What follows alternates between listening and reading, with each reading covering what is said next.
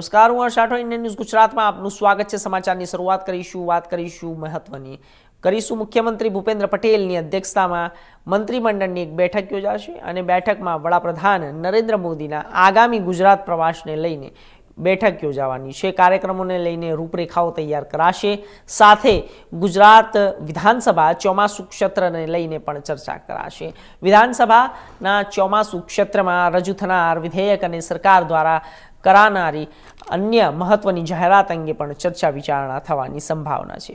રાજ્યમાં ભારે વરસાદની આગાહી પર તંત્રની તૈયારીઓ પર સમીક્ષા કરાશે। રાજ્યમાં ખરીફ વાવેતરને લઈને ઉપલબ્ધ ખાતરના જથ્થા તથા વાવેતર સંદર્ભે સમીક્ષા હાથ ધરાશે।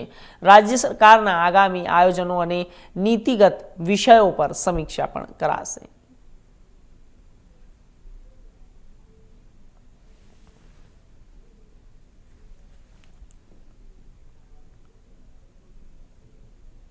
એક મહત્વના સમાચાર સામે આવી રહ્યા છે। ઉકઈથી ડેમ ઉપરવાસ પાણીની આવકમાં યથાવત, ડેમની અંદર 1,10,902 ક્યુસેક